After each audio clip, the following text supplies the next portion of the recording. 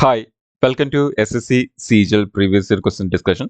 നമ്മൾ already 24 തോളം sessions ആണ് നമ്മളിപ്പം ചെയ്തിട്ടുള്ളത്. ഇപ്പം നമ്മുടെ 24th സെഷൻസ് ആണ് ഇത്. ഇതിന് മുമ്പ് നമ്മൾ ഓൾറെഡി ഒരുപാട് സെഷൻസിൽ നമ്മൾ ഒരുപാട് ക്വസ്റ്റ്യൻസ് ഡിസ്കസ് ചെയ്ത് കഴിഞ്ഞു. സോ അത് കണ്ടില്ലാത്തവർക്ക് നിങ്ങൾ ചാനൽ ചെന്ന് അവിടെ നിന്ന് കാണാവുന്നതാണ്. അപ്പോൾ നമ്മൾ ഈ സെഷനിൽ ചെയ്യാൻ പോകുന്ന SSC CGLന്റെ പ്രീവിയസ് ഇയർ ചോദിച്ചിട്ടുള്ള ക്വസ്റ്റ്യൻസ് ആണ് നമ്മൾ ഡിസ്കസ് ചെയ്യാൻ പോകുന്നത്. സോ ദാറ്റ് വരാനിരിക്കുന്ന SSC എക്സാംസിൽ ഈ ക്വസ്റ്റ്യൻസ് അല്ലെങ്കിൽ ഇതേപോലത്തെ ക്വസ്റ്റ്യൻസ് കിട്ടിക്കഴിഞ്ഞാൽ നിങ്ങൾക്ക് എങ്ങനെ അതിനെ പെട്ടെന്ന് exam point of view approach ചെയ്യാം എന്നുള്ളത് കൂടിയാണ് നമ്മൾ നോക്കുന്നത്. സോ ഡയറക്റ്റ്ലി നമുക്ക് ക്വസ്റ്റ്യൻസിലേക്ക് പോകാം.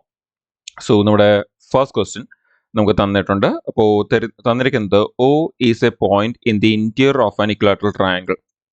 The perpendicular distance from O to the sides are √3 centimetre, 2√3 centimetre and 5√3 centimetre. The perimeter of the triangle is. അപ്പോൾ നമുക്കൊരു ഇക്വലാറ്ററൽ ട്രയാങ്കിൾ ഉണ്ട്. ട്രയാങ്കിളുടെ ഇന്റീരിയറിൽ ഒരു പോയിന്റ് ഉണ്ട് O, സെൻട്രലല്ല, എവിടെ ഒരു പോയിന്റ് ഉണ്ട്. ആ ഒരു പോയിന്റിൽ നിന്ന് നമ്മുടെ ഇക്വലാറ്ററൽ ട്രയാങ്കിളുടെ 3 സൈഡിലേക്കുള്ള പെർപെൻഡിക്കുലറിന്റെ ഡിസ്റ്റൻസ് ആണ് നമുക്ക് അത് തന്നിരിക്കുന്നത്. അങ്ങനെയാണെങ്കിൽ ചോദിച്ചിരിക്കുന്നത് ഇക്വലാറ്ററൽ ട്രയാങ്കിളുടെ പെരിമീറ്റർ എന്താണെന്നാണ് ചോദിച്ചിരിക്കുന്നത്. അപ്പം പെരിമീറ്റർ എന്ന് ചോദിക്കുമ്പോൾ നമുക്കത് കണ്ടുപിടിക്കാൻ വേണ്ടി ഏറ്റവും സിമ്പിൾ എന്ന് പറയുന്നത് ആ ട്രയാങ്കിളുടെ ഒരു സൈഡ് കിട്ടിയാൽ മതി. നമ്മുടെ ഇക്വലാറ്ററൽ ട്രയാങ്കിൾ ആയതുകൊണ്ട് തന്നെ 3 സൈഡും ഈക്വൽ ആയതുകൊണ്ട് നമുക്ക് ഒരു സൈഡ് കിട്ടിയാൽ *3 ചെയ്താൽ തന്നെ നമുക്ക് എന്ത് കിട്ടും, ആ ഒരു ഇക്വലാറ്ററൽ ട്രയാങ്കിളുടെ പെരിമീറ്റർ കിട്ടും. അപ്പോൾ നമുക്ക് ഇങ്ങനെയൊക്കെ ക്വസ്റ്റ്യൻ വരുമ്പോൾ നമ്മൾ എപ്പോഴും ഫോക്കസ് ചെയ്യേണ്ട പെരിമീറ്റർ അല്ല, നമ്മൾ ജസ്റ്റ് സൈഡ് ഫോക്കസ് ചെയ്താൽ നമുക്ക് ഓട്ടോമാറ്റിക്കലി പെരിമീറ്റർ കിട്ടും. സോ അങ്ങനെയാണെങ്കിൽ നമുക്ക് ഈ ക്വസ്റ്റ്യൻ ഒന്ന് അപ്രോച്ച് ചെയ്യാം. അപ്പോൾ നമുക്ക് ഇവിടെ പറയുന്നത് ഒരു ഇക്വലാറ്ററൽ ട്രയാങ്കിൾ ഉണ്ട്. ആ ഒരു ഇക്വലാറ്ററൽ ട്രയാങ്കിളിന്റെ നടുക്ക് എവിടെ ഒരു അകത്ത് എവിടെ ഒരു പോയിന്റ് ഉണ്ട്. നമുക്ക് ആ ഒരു പോയിന്റിൽ നിന്ന് എല്ലാ സൈഡിലേക്കും ഉള്ള പെർപെൻഡിക്കുലറിന്റെ ഡിസ്റ്റൻസ് ആണ് നമുക്ക് തന്നിരിക്കുന്നത്. സോ ആ ഒരു പെർപെൻഡിക്കുലർ ഡിസ്റ്റൻസ് നമുക്ക് തന്നിരിക്കുന്നത് 3 വാല്യൂസ് ആണ് തന്നിരിക്കുന്നത്. ഇനി നമുക്ക് ഇക്വലാറ്ററൽ ട്രയാങ്കിൾ ആണ് തന്നെ നമുക്ക് എല്ലാ സൈഡിനെയും നമ്മൾ A എന്ന് കൺസിഡർ ചെയ്യാം. സോ A എന്ന് കൺസിഡർ ചെയ്യുമ്പോഴത്തേക്ക് നമുക്ക് ഇക്വലാറ്ററൽ ട്രയാങ്കിൾ ആണ് 3 സൈഡും ഈക്വൽ ആയിരിക്കും. ഇനി നമുക്കിത് വളരെ പെട്ടെന്ന് സോൾവ് ചെയ്യാൻ വേണ്ടി നമുക്ക് ചെയ്യാൻ പറ്റുന്ന ഒരു കാര്യം, നമുക്ക് ഇവിടെ ഈ പോയിന്റ് O എന്ന് പറയുന്ന ഈ ഒരു പോയിന്റിനെ നമ്മളെല്ലാ വേർട്ടക്സുമായിട്ടൊന്ന് കണക്ട് ചെയ്യുകയാണെങ്കിൽ, നമുക്ക് ആ ട്രയാങ്കിളുടെ എല്ലാത്തിൻ്റെയും വേർട്ടക്സുമായിട്ട് ആ പോയിന്റ് ഒന്ന് കണക്ട് ചെയ്യുകയാണെങ്കിൽ നമുക്ക് അവിടെ ഒരു 3 ട്രയാങ്കിൾസ് ഫോം ആവും. ആൻഡ് ഓരോ ട്രയാങ്കിളിലും ബേസ് എന്ന് പറയുന്നത് എന്താണ്, ഇപ്പോൾ നമ്മൾ ഈ ഒരു ട്രയാങ്കിൾ മാത്രം കൺസിഡർ ചെയ്യുകയാണെങ്കിൽ തന്നെ നമുക്ക് അവിടെ കാണാൻ പറ്റും നിങ്ങൾക്ക് ആ ട്രയാങ്കിളുടെ ബേസ് എന്താണ്, നമ്മുടെ ആ ട്രയാങ്കിളുടെ സൈഡാണ്, ഇക്വലാറ്ററൽ ട്രയാങ്കിളുടെ സൈഡാണ് നമ്മുടെ ആ ചെറിയ ട്രയാങ്കിളുടെ ബേസ് എന്ന് പറയുന്നത്. അതേപോലെ നമുക്ക് എന്തും അറിയാം, അതിന്റെ ഹൈറ്റും അറിയാം. സോ അങ്ങനെയാണെങ്കിൽ നമുക്ക് ഈ ഒരു ട്രയാങ്കിളുടെ ഏരിയ എടുക്കാൻ വേണ്ടി half into base into height എടുത്താൽ മതി. അതേപോലെ ഓരോ ചെറിയ സ്മോളർ ട്രയാങ്കിൾസ് അവിടെ ഫോം ചെയ്തിരിക്കുന്ന ഓരോ സ്മോളർ ട്രയാങ്കിളുടെയും സൈഡ് അല്ലെങ്കിൽ നമ്മുടെ ബേസ് എന്ന് പറയുന്നത് നമ്മുടെ ഈ ഇക്വലാറ്ററൽ ട്രയാങ്കിളുടെ സൈഡും അതുപോലെ ഹൈറ്റ് എന്ന് പറയുന്നത് ഓൾറെഡി ഗിവണുമാണ്.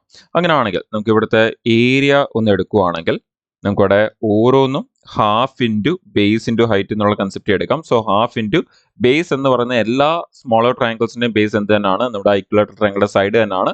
സോ ഹാഫ് ഇൻറ്റു ആ ബേസ് എന്നുള്ളത് A ഇൻറ്റു ഹൈറ്റ് എല്ലാം നമുക്ക് ഒരുമിച്ച് എടുക്കാം. സോ അങ്ങനെയാണെങ്കിൽ √3യും അടുത്ത ട്രയാങ്കിളുടെ 2√3യും അതുപോലെ അടുത്ത ട്രയാങ്കിളുടെ 5√3.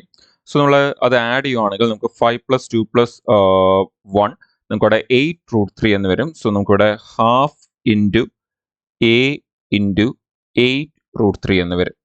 സോ നമുക്ക് ഇവിടുന്ന് 2ഉം 8ഉം ക്യാൻസൽ ചെയ്യുമ്പോൾ നമുക്ക് ഇവിടെ 4 എന്ന് വരും. ഇനി നമുക്ക് ഇക്വലാറ്ററൽ ട്രയാങ്കിളുടെ ഏരിയ എന്നാണ് പറയുന്നത്. ഇക്വലാറ്ററൽ ട്രയാങ്കിളുടെ ഏരിയ എന്ന് പറയുന്നത് നിങ്ങൾക്ക് എല്ലാവർക്കും അറിയാം, √3/4 A² ആണ് അതെന്ന് പറയുന്നത്.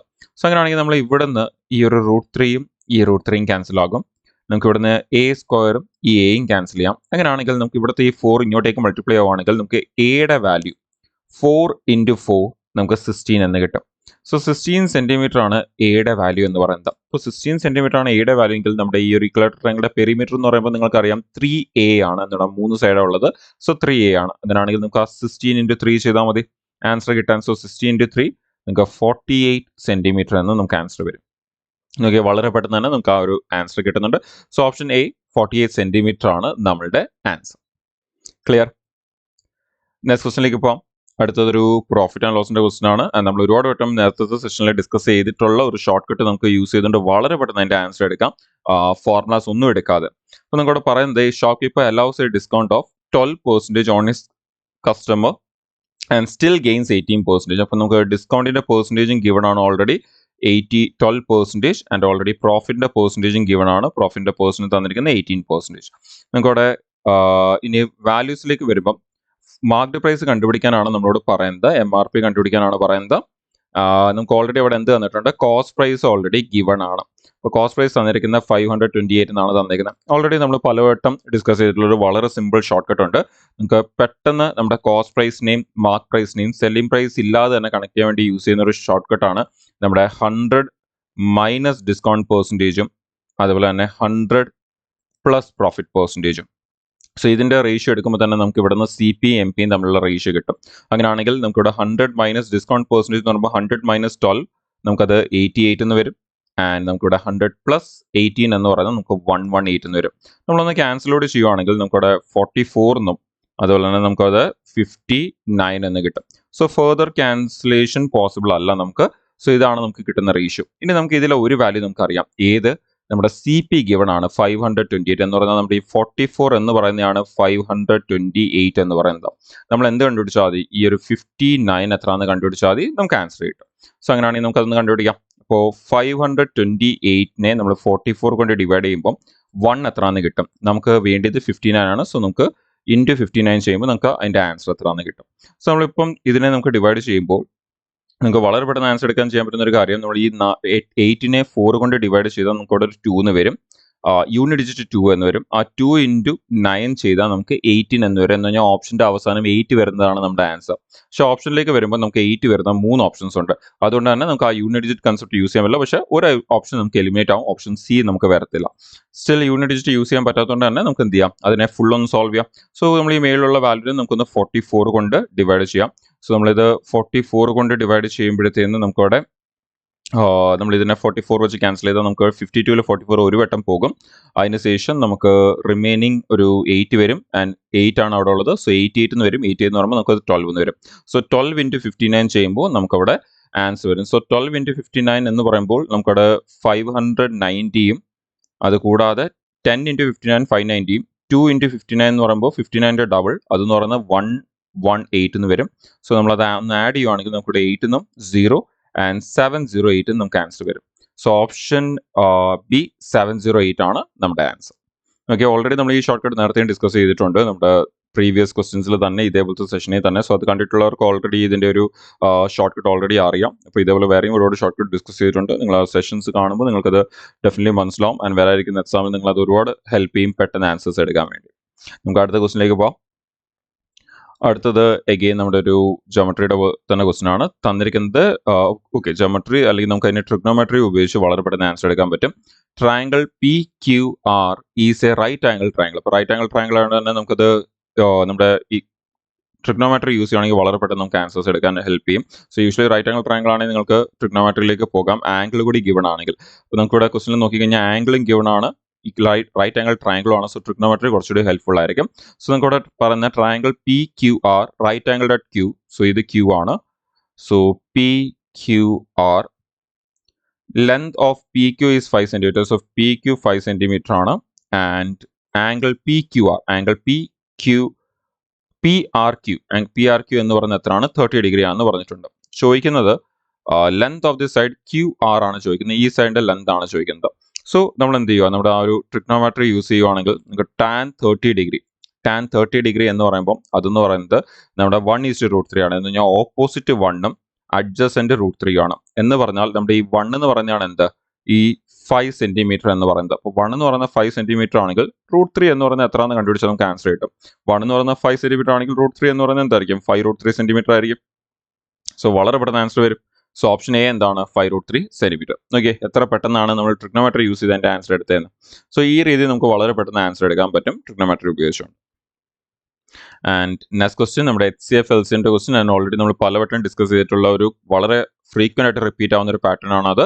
എന്താ പറയുന്നത്? നമുക്ക് HCF തന്നിട്ടുണ്ട്, 2 നമ്പറിന്റെ റേഷ്യോ തന്നിട്ടുണ്ട്, LCM കണ്ടുപിടിക്കാനാണ് പറയുന്നത്. സോ ഓൾറെഡി നമ്മൾ നേരത്തെ ഡിസ്കസ് ചെയ്തിട്ടുണ്ട്. LCM എന്ന് പറയുന്നത് എന്തായിരിക്കും? HCF into product of our ratios ആയിരിക്കും. നമുക്ക് വളരെ പെട്ടെന്ന് ആൻസർ കണ്ടുപിടിക്കാൻ വേണ്ടി ഈ റിലേഷൻ നമുക്ക് യൂസ് ചെയ്യാം. അപ്പോൾ പ്രൊഡക്റ്റ് ഓഫ് റേഷ്യോസ് എന്ന് പറയുമ്പോൾ നമ്മുടെ HCF എന്ന് പറയുന്ന 3ഉം റേഷ്യോസിന്റെ പ്രൊഡക്റ്റ് എന്ന് പറയുമ്പോൾ 6 ഇൻറ്റു 7.